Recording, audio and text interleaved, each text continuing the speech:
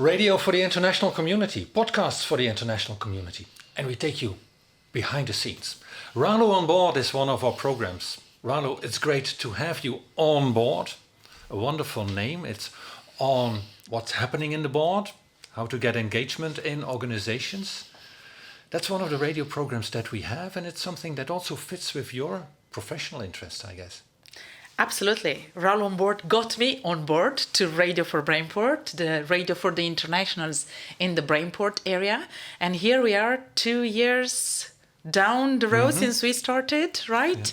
Yeah. Still recording our podcasts on Ralu on Board. And you're mentioning on board has to do with my job, where as an internal auditor and as a professional coach, I'm doing my best to get people on board to what they need to do. And when we met for the first time, I was thinking, well, is there something interesting that you could do for us? So there's not really a written out kind of vacancy or role as a volunteer. I like to just look at what can people bring to the radio station. And then I heard you're a coach. So you like to have engaging conversations and to let people figure out themselves where they could improve. And you're an auditor. And in an interview, I like that. Because you don't let things slip away, but you can also be the tough auditor. Indeed. Is that scary for people now to come to your podcast because they know you're an auditor as well?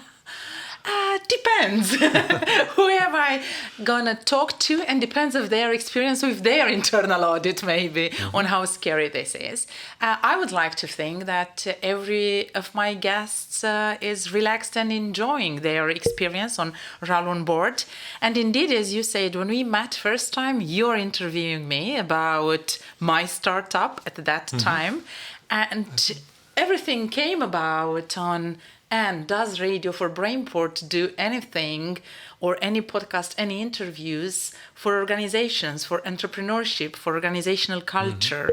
And we started having a conversation. And to my surprise, you asked, why don't you do it? And my reaction was, I can't do that. I've never done that. I don't know what to do that. But that was not a good enough answer. So you opened for me an opportunity, and the Radio for Brainport opened for me an opportunity to do the Ralu on Board.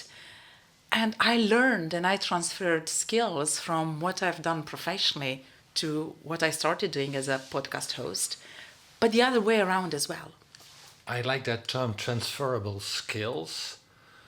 So what was motivating you to do things for Radio for Brainport? That was because there are transferable skills, there are things that you learn on the radio and you could also use in your professional job. Could you give an example of that? What you learned from doing a radio interview, making people feel comfortable, and then being the auditor? First of all was the fun we had first time.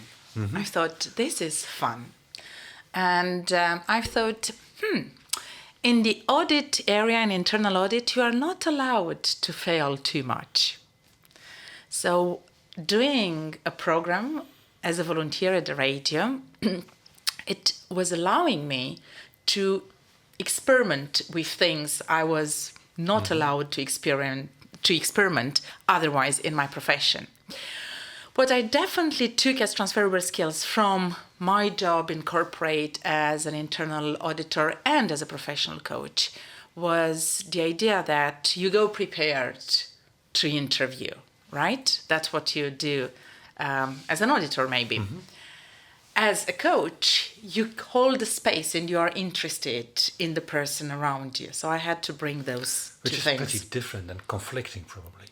A little bit, yes. But also holding the paradox of the two is what I discovered as a podcast host that took me to the real wonderful conversation I could have with my guests, and were not what I was planning from before, but was what I was listening that they were saying without saying. What was the saying within the space of their words? And how could I deepen into that conversation? And then I took that back as I experimented with it in the podcast. I took that back into my coaching and to my auditing profession, career, with the confidence that I can have a plan and let it drop and still get great results. When I'm listening to Ralu on Board, it almost looks like you come into the studio, you sit there, you have a relaxing conversation, and you just follow the flow of that conversation. You just see where it goes, as you explained. But you still have a plan in mind. You have topics that you want to address. It's not only like carefully listening and then seeing this is the interesting part of the story. It's how do you prepare for that? It does require a bit of preparation. I would like to say a bit more. I would like to say that it is indeed you go into the studio and then you just relax. However, before you arrive into the studio with your guest and you can just relax, what we do at Ralu on Board and what I do at Ralu on Board, I get in contact, of course, with my next guest. Mm-hmm. I have at least 1 or 2 meetings with my next guest to hear about my next guest story.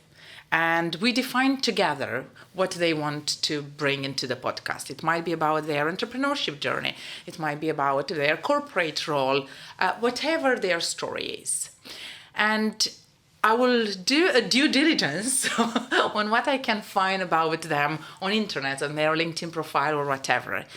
And I always have the structure. I will have the beginning and I will have kind of the end in mind. And I will ask my guest what will be the end they like. I have a structure for the middle of the story, but I'm ready to let go depending on what I am hearing during the story.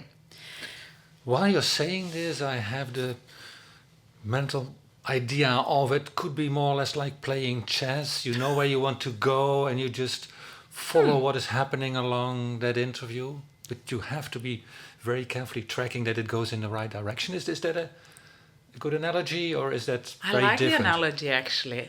I like the analogy, and that makes me realize now that I think I'm not good at chess at all. But I beat my son that is pretty good at it, and he was really upset with it.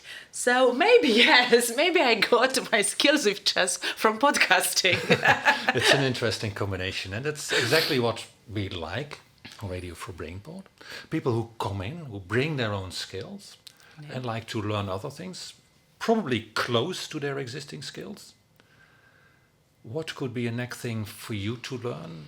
For instance, technical aspects of editing the audio, although you don't cut so much, but polishing the whole thing, making sure that things are technically perfect. What would be things for you to learn as well? I think for me to level up or to go to the next level in my podcasting, I cannot say that I'm all this great podcaster that has all the technical skills. So there is room for me to learn more. For those who maybe already listened to Ralu on Board, you probably picked up that I do not do a lot of video recording.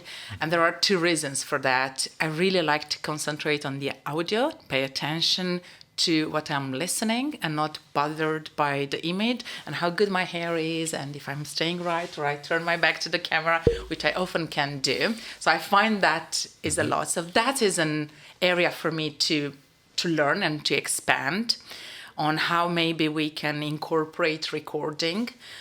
Definitely on the quality of the podcast and how do we clean or reduce the noise in the podcast. I can improve that as well.